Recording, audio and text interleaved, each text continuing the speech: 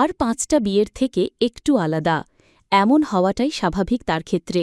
সৌরভ রায় নিজের বিয়েকে শুধুই স্মরণীয় করে রাখতে নয়, সাধারণ মানুষদের মধ্যে অভিভূত এক সামাজিক বার্তা তুলে ধরলেন রক্তদান শিবিরের আয়োজন করে।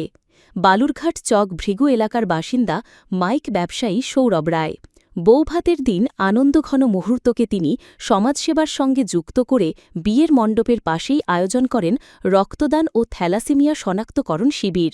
রক্তদানে অংশগ্রহণ করেছিলেন নিকট আত্মীয় থেকে বন্ধুবান্ধবরা।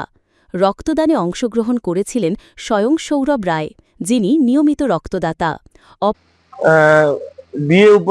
আমাদের বিয়ে উপলক্ষে আজকে রক্তদান শিবির এবং থ্যালাসেমিয়া শনাক্তকরণ শিবিরের আয়োজন করা হয়েছে। বিয়েতে রক্তদান শিবির বা থ্যালাসেমিয়া শনাক্তকরণ গরম পড়ে গেছে, অলরেডি মার্চ মাস চলছে, আর আমাদের জেলায় এই টাইমটা রক্ত সংকট চলে, সেই জন্যই আজকে রক্তদান শিবিরের আয়োজন।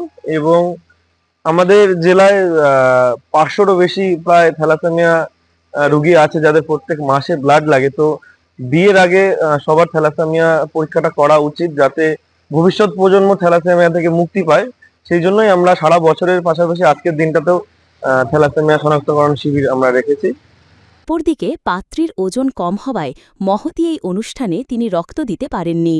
বিয়েবাড়িতে রক্তদানের মতো অনুষ্ঠানের আয়োজন করায় উদ্যোক্তাকে ধন্যবাদ জানিয়েছেন শহরবাসী। প্রতি বছর মার্চ মাসে রক্তের সংকট বাড়ে। বর্তমানে প্রায় ৫০০ জন থ্যালাসেমিয়া রোগী নিয়মিত রক্তের প্রয়োজনে হাসপাতালে আসছেন। সেই সব কথা মাথায় রেখেই এই রক্তদান শিবিরের আয়োজন করা হয়।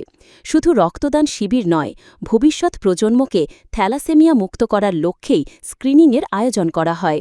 শুধু বিয়ের অনুষ্ঠানে যোগ দেওয়া নয়, সকলে যাতে রক্তদান শিবিরে অংশগ্রহণ করেন তার আবেদনও করেছিলেন সৌরভ রায়। এদিন সব মিলিয়ে ১৪ জন রক্তদান করেন, যার মধ্যে ২ জন মহিলা রক্তদাতা রয়েছেন। এদিনের রক্তদান শিবিরে ৬ থেকে ৭ জন নিকট আত্মীয় রক্তদান করেছেন। সৌরভের এই রক্তদান শিবিরকে তার আত্মীয়রা সাধুবাদ জানিয়েছেন।